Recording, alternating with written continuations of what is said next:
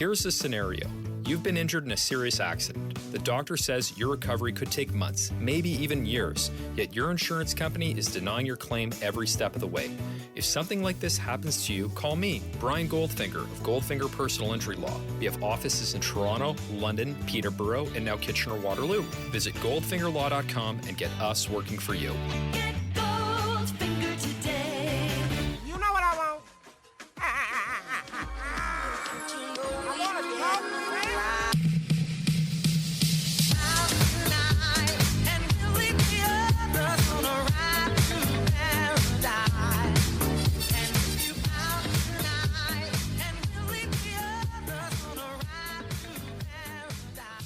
Hey, that's pretty good. The Raptors defeat the Minnesota Timberwolves 125-102, absolutely stomping them. They lost the first quarter 30-20. They were behind by as much as 17 points. They followed the process. They stuck through it as much as they struggled early. And, a bevy of shooting talent, whether it was OG or Gary Trent Jr., and the playmaking style of Pascal Siakam eventually made it so that the Raptors got throughout this game, won the war of attrition, kept it moving, and got to a spot where they were overwhelming the Timberwolves. And then defensively also making adjustments that they were much more comfortable with. So this is among a lot of the games that the Raptors have played recently, one of the games where sticking to their guns offensively worked tremendously well, and the adjustments weren't that necessary there. One came that I'll talk about a little bit later, but defensively they changed it up a little bit. They got a taste for how the Timberwolves wanted to attack in this game. They saw that they were trying to work through Cat, obviously, but Cat isn't as high usage as a lot of other stars. Anthony Edwards plugs in as well. Anthony Edwards started working off ball more in this game. They were using Cat as the hammer. The Raptors were the nail. And D'Angelo Russell was kind of plugging in outside of that too. But they got used to how Cat was getting the entry, how he was operating with the ball. They started throwing a bit more attention his way. And Pascal Siakam, emboldened by the fact that he wasn't in foul trouble for the first time in, I don't know, 6 weeks, maybe 6 weeks, maybe. Uh, then we get a team that's able to kind of lock in on a guy, and the length did start to bother Cat a lot more. And it's always tough. We've seen this with Pascal Siakam, is for bigs who can dribble to kind of gauge how often they should be driving to the rim, because there's always going to be a guy who slides over and tries to take a charge. You're so dependent on how teams are going to rotate at the bottom. And the Raptors did a really good job of mixing up those rotations, throwing different guys, coming from the bottom, coming from the sideline, and coming from the top down, throwing different looks at him, making his job more complicated, and then having a lot of length like Thaddeus Young or Precious Achiuwa, if they weren't guarding him, as the primary, on the weak side, to make sure that a lot of those passes, the skip passes, were harder to get to. And then on top of that, the Wolves just weren't able to grab as many offensive rebounds and to get to 3-point shots, and easy looks off of those and extra possessions obviously kill everybody. So the Raptors made a great defensive adjustment, and they trusted in Pascal Siakam to follow the process of his offense and said, we're going to get there. It took just this incredible shot making run from OG and Gary Trent Jr. to bring them all the way back from being down 17, but they got there, and then they got past it, and then they got way past it to the point where they won this game by 23, and it was well in hand. And Pascal Siakam was just getting 2 feet in the paint, finding a guy out on the break, getting 2 feet in the paint, little lay down for a guy to have a layup, getting 2 feet in the paint, a touch pass to another dude. Was just in such great playmaking form. He left this game with a triple-double. He looked dead tired, but he was still able to drive the Raptors offense, even on a night where his shot making definitely wasn't where he wanted it to be. And I would also be remiss if I don't center Fred VanVleet in the defensive conversation. He had 5 steals. That doesn't remotely capture what he was able to do in this game. He was a menace. And that's the thing when we talk about these dig downs on Karl Anthony Towns or Naz Reid or Anthony Edwards driving to the bucket, anybody, heavy hands, the moniker that, Fred VanVleet has identified his hands as different hands than any of us mortal beings. His hands operate differently. They're made of tungsten, the heaviest. Tungsten is one of the heaviest substances on Earth. I'm sure there's another substance that's less popular, but the heaviest popularized substance on Earth, I think, is tungsten. And Fred's hands appear to be made of it. He drops that hammer on the ball. That thing is coming loose, dude. And in this game, the amount of pressure he was able to provide on Cat in post ups, on guys driving to the middle, as soon as they take a step in the paint, he's pulling off the corner, he's getting a swipe in there, or he's clamping that thing. And it radically changed the way that the Wolves were attacking gaps. Because not only was Fred beating guys to the gaps, but he's making these defensive plays out of it. He's not just stopping the drive and then they move the ball from in the gap out to the corner and get a shot. It's that if you enter the gap, you're not gonna get through to the rim, A, but you may very well be stripped. And so Fred deserves so much credit. His point of attack stuff was really strong too after it, I didn't think it was very good at the start of the game, but he got to a point where he started to really recognize where D'Angelo Russell was trying to get to, how to corral him into different spots on the floor, and I thought he was just tremendous. A tough offensive game, but he helped change the defensive mindset of the Raptors, and he worked so well. And when they started being a little bit more aggressive on some of these dig downs, he was really driving these actions with his defensive playmaking. And obviously, when you employ Pascal Siakam and OG Ananobi, these guys are going to help immensely as well, and Precious Achua, of course. But the Raptors, a big part of turning things around defensively, and I would actually say the biggest part was Fred's defensive playmaking and his ability to gum up anything that involved the Timberwolves getting downhill. And caught up in all of this was OG Anunoby, that great defense, Gary Trent Jr., that great shooting, in addition to OG Anunoby's great shooting. But around when these teams, the Raptors were climbing back into it in the second quarter, every offensive possession just seemed to funnel directly to an OG Anunoby triple or a Gary Trent Jr. triple. And that's what got the Raptors back in this game. And both of them were able to maintain this throughout the rest of the game. It wasn't on insanely high volume or anything like that. Finishing with 29 points, Gary Trent Jr. hit a lot, got to the line for 5 free throws as well, getting out and running in transition a few times. That obviously helps bump up his numbers as it would anybody's. And OG Anunoby just working hard, spacing out on offense, getting to a little bit of self-creation, making good plays to kind of pass teammates into opportunities when he's downhill and extending advantage. He's good at that. And I think he was in such sharp, fine form in this game. It wasn't this big 36, 37 point performance like we saw against New York. That those are the types of games where he's extending out past himself and he's finding the uncomfortable spots where he needs to improve in, especially if he wants to become a star or something close to it. But in this game, this certainly isn't the best OG Anunoby. He can always get better at a million different things, but this is like the platonic ideal of his floor. Is just a guy coming in, canning triples, playing awesome defense, and giving you a little bit extra that a lot of other 3-and-D players don't. He can transport himself to the rim. He can make the play reading against a moving defense to make a pass, that kind of stuff. That was this game. And then Gary was just hitting shots, dude.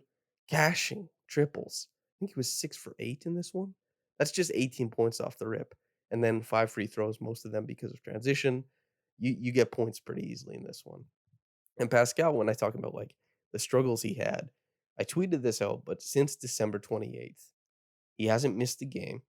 He has played the most minutes in the NBA, almost 200 more than second place, and he finished with a triple-double in this game.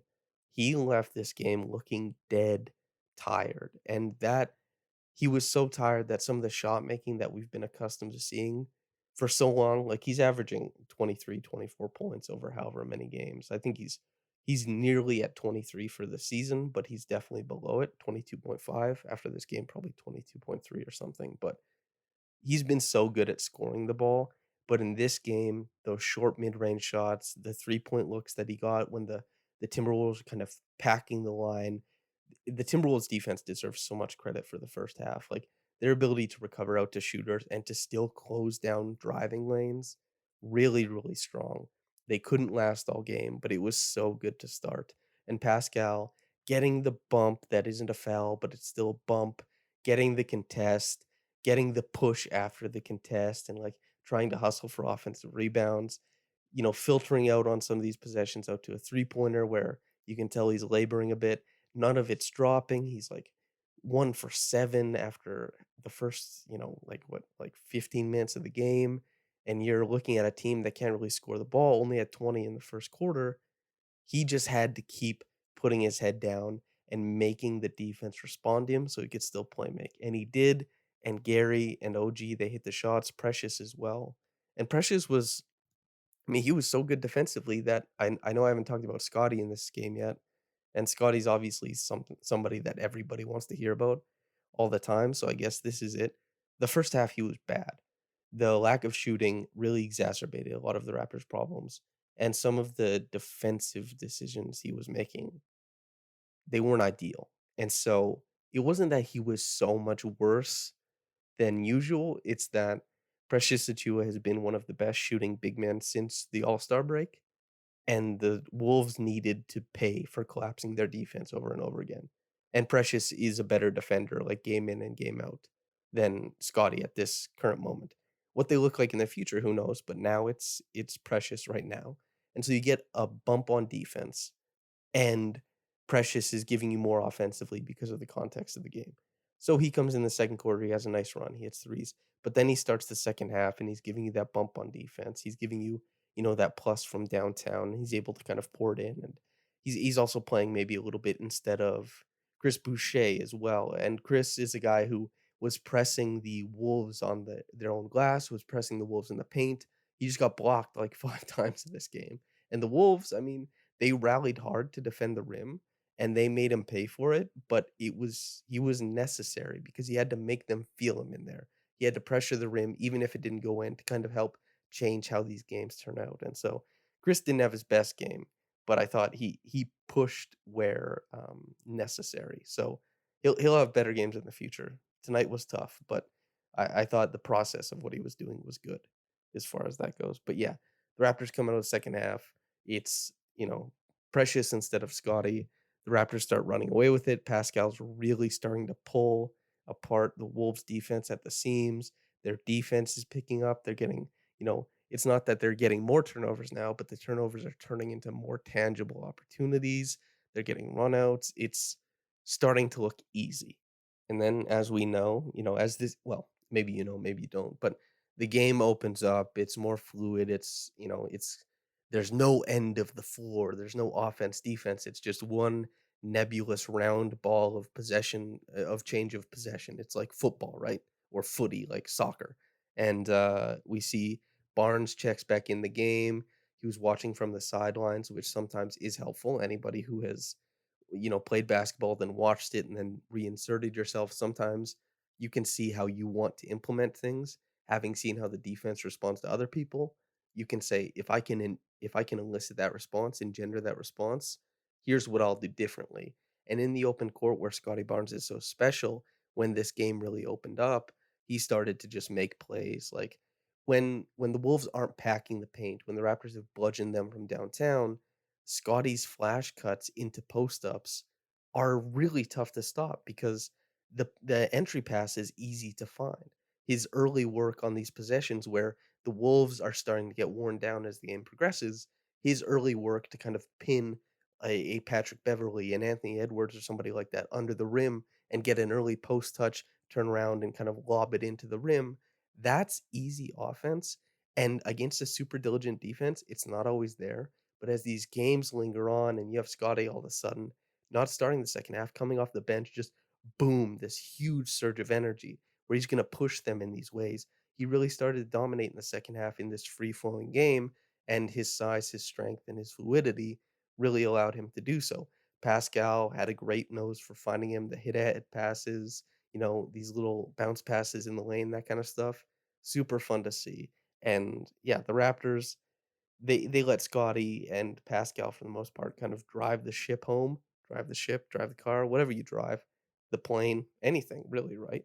And the train. I like trains. I love public transit. I love subways. Just as a heads up, I think they're absolutely essential to what we do in society. So yeah, drive, take the subway home. Let's say.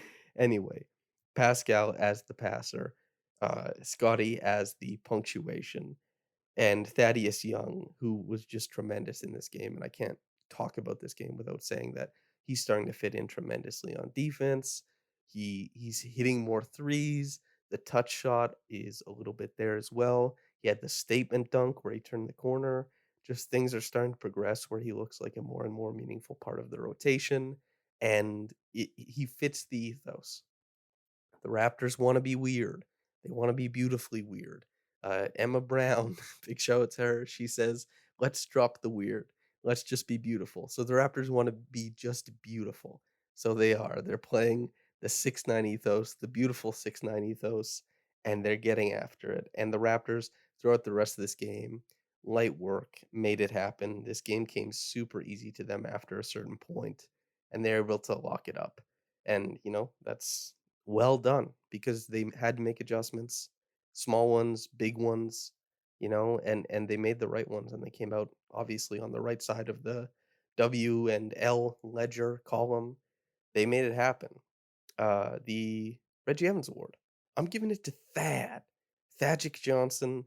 Really impressive game. When I think back to that Celtics game where he was stopping Marcus Smart when Gary Trent Jr. couldn't and when Scotty Barnes couldn't. And, he's starting to pop up in a lot of ways that other players might not be able to, or he's kind of amalgamating what some of the more impressive players are able to do. And that's obviously the vision that the team had for him when they traded for him. He wasn't doing it early on. It took him a while to get back to this point. And if he can maintain this level of play, he's 100%, in the playoff rotation playing super big minutes and meaningful minutes. And in this game, he just looked awesome. He added so much to what the Raptors were doing out there. And yeah, well done to him because it's it's super impressive, dude. Okay. Top quick reaction comment is from Arshdeep Singh, quote, Siakam triple double. GTJ and OG were fantastic. Precious continues to be a sniper, and Thaddy is looking like an incredible pickup for this team. Let's get that fifth seed, and also 50 wins is still possible. End quote. Yeah, man, that's all those things are true. Thad looks really good right now. GTJ and OG were fantastic. Precious is a sniper, and Siakam did have a triple double. Fifth seed, who knows? 50 wins? That's tough, man. They have to win out, obviously, but I guess we'll see. Yeah, I love the positivity though. Listener, I hope you keep it positive in your day to day. I want to thank you for listening in, but whether you got into it in the morning or at night, have a blessed day and goodbye.